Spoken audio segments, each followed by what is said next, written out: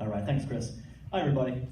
So I would like you to imagine just for a moment that tomorrow we're all going to be meeting back here, thank you, Mike, for a little networking event, same time, same place, and you guys are in charge of coordinating the catering. So a couple things to note. There's going to be probably about 30 of us, so please make sure that you order something that everybody's going to like. We've got about 6 vegetarians in the room, so make sure that you account for those folks as well. We're going to be starting promptly tomorrow night at about 5:30, so please make sure that the delivery shows up a little bit before then, and we're going to need to keep it under budget at about $12 per head. Please and thank you. Now, obviously this is a hypothetical situation, but if it was not hypothetical, my question is, what would you do? How would you go about doing that? Would you reach in your desk drawer to pull out a bunch of menus, start sifting through, trying to find something that meets those requirements? Would you Google, go online, catering near Virginia Beach? Again, same process. Would you go old school, pick up the phone, start making some phone calls? How long would that take you? Luckily, you don't have to do any of those things. My name is Sean Kistler. I'm the founder and majority owner of Cater Boom. And my background has been in medical sales for about the past 10 years, where we did a tremendous amount of catering. I built Cater Boom primarily to address a frustration that I had over my 10 years that I shared with a lot of my colleagues as well. And through this process, I've learned that it's not just outside sales reps that are frustrated with the business-to-business catering process. It extends out to office admins and executive assistants, office managers, and so on and so forth. So the problem, again, is that it's a hassle. It's time consuming. There's so many choices out there, it can be overwhelming. So we created Cater Boom. So what is Cater Boom? We are a business catering marketplace. So simply put, what we do is we connect local caterers and restaurants that also provide catering. We put them onto our easy-to-use online ordering platform, and we simply connect them with business folks that order catering for business meetings. And this is how it works. So you go to our website here, caterboom.com. You go to the first page here, we have a delivery or pickup option. You put the address in where you'd like the food, where the meeting's going to take place. It's then going to pull up a list of our vendors, and that list is itemized by location nearest to the place that the event is taking place. And so you can see here's an example of what that looks like. A couple things to note here. You'll see that the descriptions underneath of each vendor, that was done purposely. One of the things that we pay very close attention to is the user experience, and we didn't want to have to incorporate additional clicks to get to important information that would make a determination as to what vendor our customer wanted to choose. So that is done by design. Once you choose your vendor, you then go in and it is going to pull up the menu that we have loaded into the system. Now, I'm going to stop here because I want to point out a very big differentiator that Cater Boom offers that our competition, I think we have an advantage over our competition when it comes to how we curate the menu with our vendors. So it's very important to us, again, from a user experience perspective, to make this a very quick and easy process, okay? So if you're familiar with fast food restaurants, they have their value menus. They figured out a long time ago that if you take all your most popular items, you combine them together, you call it 1, 2, 3, 4, 5, 6, it makes the user experience very good and quick. We took that and incorporated it into our platform as well. So someone can simply pick an entree, and if you read through the description, you'll notice that everything is included in that entree as well. No more decisions need to be made. It's all inclusive. We still do offer a la carte items for those that are interested in it, but you're immediately drawn to the all-inclusive to make the process simple. And then of course you would just go through and indicate how many folks that you're ordering for, and then you would move on to the checkout screen. Once you're ready to check out, if you haven't logged in, it'll prompt you to log in for the very first time. Your account information is then saved. And the checkout screen, you simply put in the date and time that the event is taking place. You can pay through credit card. We use Stripe right now, which is PCI compliant. We're also in the process of incorporating PayPal, which we should have very soon. You can leave a tip if you choose to. You hit the place an order, and the customer will receive an immediate feedback that we have received your order. They'll receive a second confirmation once the vendor has actually accepted that order as well. So from a confidence standpoint, from a customer perspective, that feedback is very important. So how do we make money? Very important. Very simply, we take a commission off of the cost of goods sold. So for example, if the cost of goods sold is $100 and our commission is 25%, we make $25 off that order. We are the ones that receive the funds up front through the credit card transaction. We pay our vendors on the 15th and the 30th of every month. We send them a statement.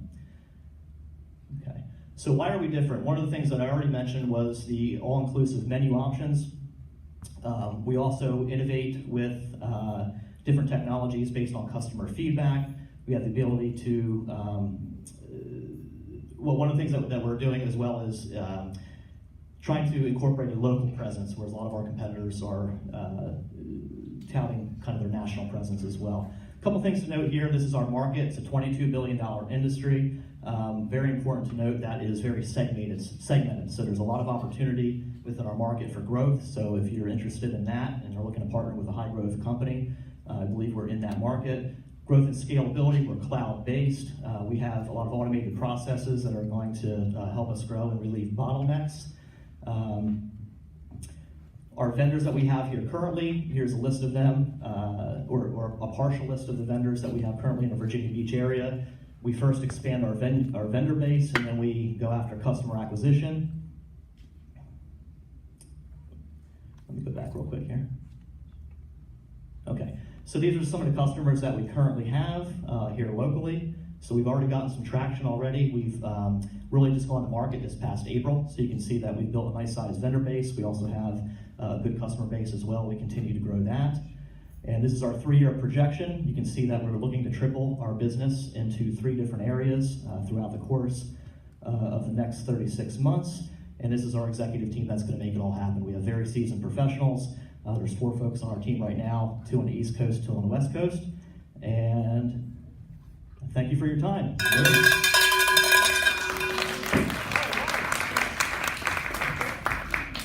minutes for questioning.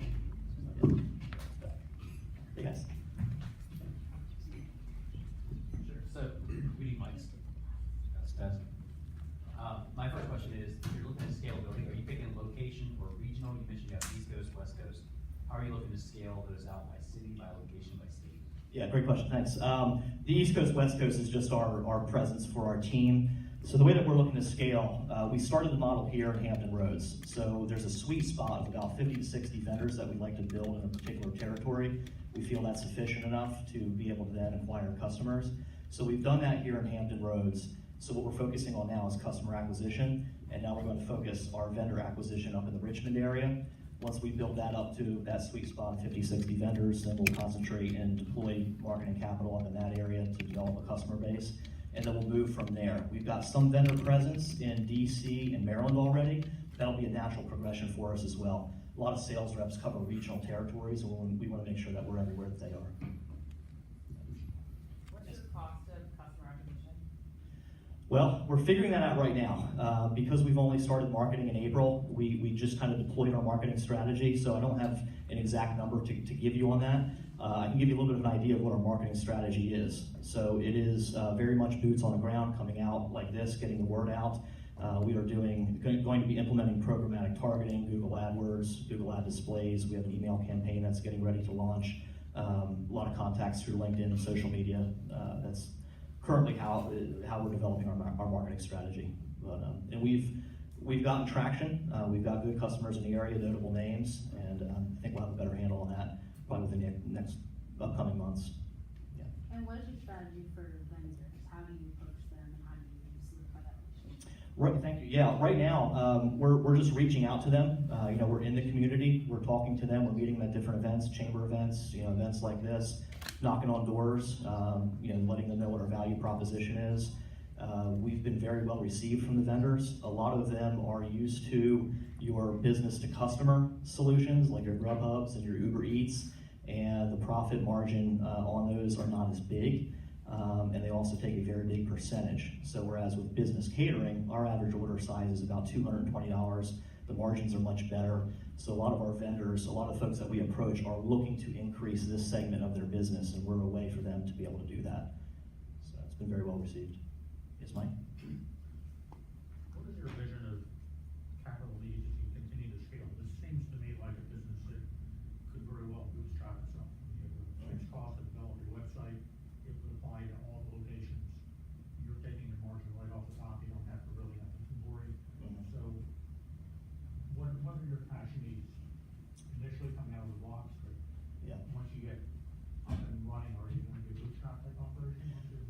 We've been bootstrapping up to this point. So I've been personally funding the company. I've invested personally a little over $100,000 into the company myself. And I was having a conversation earlier today. We are recognizing the need that we will need to be able to, we will be looking to bring on investors at some point in the very near future. So it is a lean company. We are positioned to scale, but I think a capital investment would help us hit our growth strategy much quicker. There are some strategic hires that we would like to make as well. Right now we outsource a lot of our development. It would be nice to have some of that in-house. And then we also will be looking to expand the sales force as well. Most of that will be commission-based, but there will be a need in the future for a capital investment, we believe. Question about the functionality. If I'm ordering for a group of 30 people Mm-hmm. and I don't want to pick what we're going to have, Mhm. can I send it out to those 30 people and they can pick, like if I decide we're going with, ABC restaurant, they Yes. can all pick their own? Yeah, so I flew right past our our differentiators. I was looking at the clock and realizing I was running out of time. I'm sure I'll get feedback on that, but so there are two functionality components that we're building right now, and it's based on that exact feedback. One of them is just what you stated, the ability to go on and place an order. The issue with that right now is most of our vendors, they're looking for catering orders, so that's more of a bulk type order. So it's hard to do individual items. So the way that we're going to fix that is we're actually going to come out with menu of the week for a particular venue, or for a particular vendor.